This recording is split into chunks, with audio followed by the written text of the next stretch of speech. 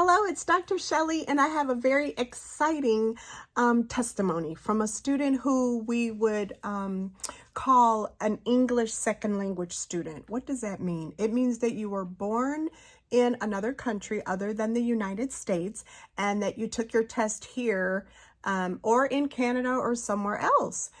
So I have a lot of these students, and of course, part of my PhD is specializing in this English second language student. In other words, helping someone who wasn't born here to pass the NCLEX exam. Now, I don't know if you know, but Canada, the Philippines, quite a few countries, London, Great Britain, those places take the NCLEX as well. So it's not just a United States issue, it's other countries as well. So let me get started with her testimony because I'm super duper excited. Sandra took her test on 8/3/23. So, this month. She lives in Canada. She took the Canadian NCLEX. She actually studied in Cameroon, which is West Africa. So, she's got a lot going on. She's a little international baby. Go girl. Now, so when she took her test, it was her very first time taking the NCLEX, and she passed it on the first try. Yo-ho, thank you, Jesus. But she really didn't find me or HETV or any of my services or anything in my program until 17 days before her test.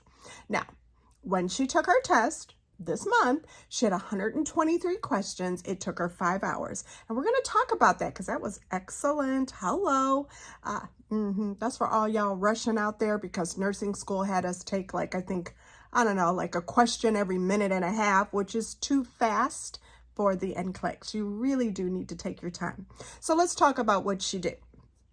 First of all, she reached out to us 17 days before her exam.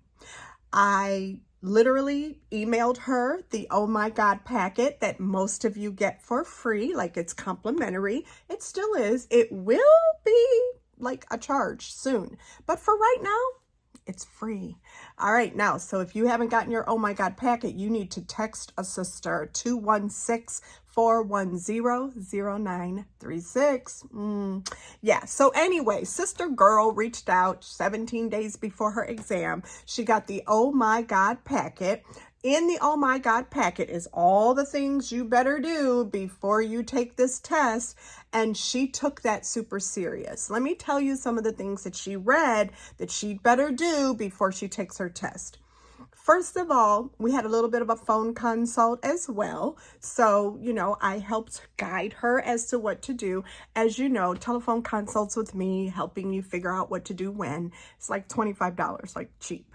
So we did that. We gave her the Oh My God packet. And so what she did is she saw, based on the Oh My God packet, that she was working like way too much. And this was hard because she actually lived alone. She paid all her bills, but she's like, you know what? I am not going to do this full time, all these hours. I'm going to try my best to cut down. So she did. She cut down to 22 hours instead of full time.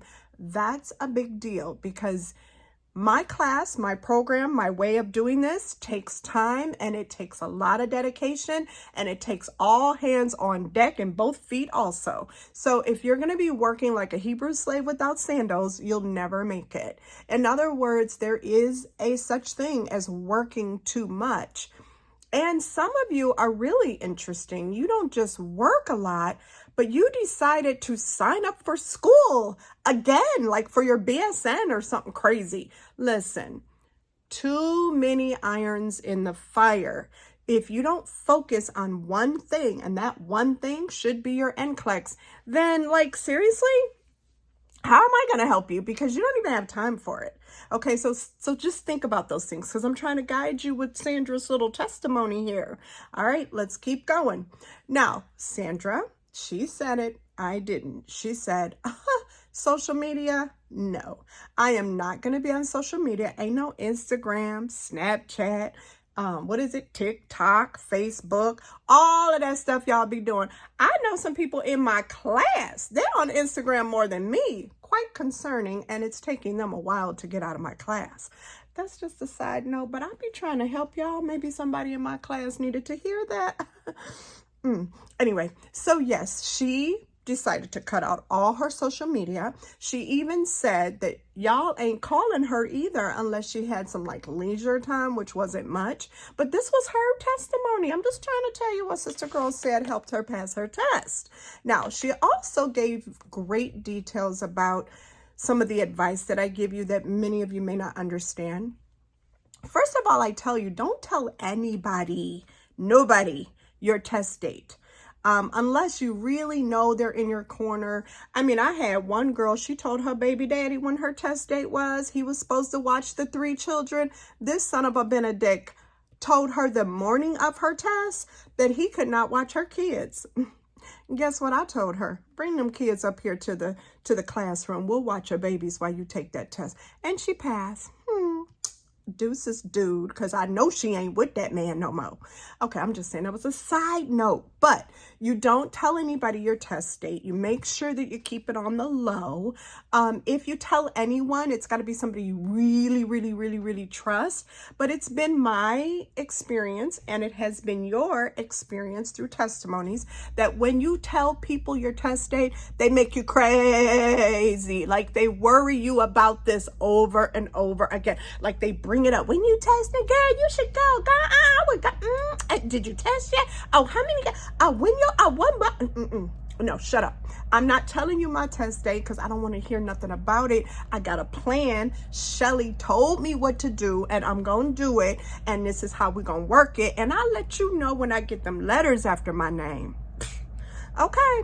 Now, so she didn't tell anybody her test date. The only people she told her test date were her prayer partners. In this case, her prayer partners was her mama and her sister. And I know that's right, because I have told you before that you need to believe, and you need to talk to God, and you need to discuss this test with God. That's what you better be telling your test date. Talk to God. I had one student, and then she started like a little pattern of behavior.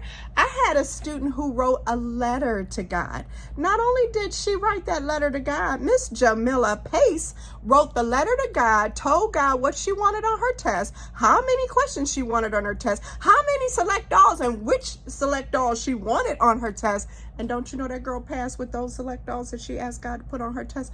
I don't know what was going on with her and God, but they had a real good thing going on. Sort of like you, because God is good all the time. You need to remember that. Okay, I'm just telling you, just like little advice. Right, Jesus? Man, you got a little thing going on too, because you noticed my ministry. So thanks, God, for that. Now, back to you. She said, and I quote, she sat up there, she went to the testing site, she took her time. However, she kind of forgot some of my advice, and that's okay, because she figured it out a little bit later. When she took her test, she got that 2-hour break. If you'll remember, my advice to you is take your time. So at 2 hours, you should check where you are, because other than that, you really should kind of be hiding a clock on the counter so it doesn't make you nervous. But once you get that first break prompted, you should make sure that you are at question number 60 or less. Well, she got confused. She was at question number 30, thought she was going too slow, decided to speed it up, and then was a little nervous because it didn't cut off at 85. But she remembered what I said. I tell you guys, if your test does not cut off at 85, which is like, you know, the minimal questions you need to get out of there and be a nurse. If it doesn't cut off at 85, stop.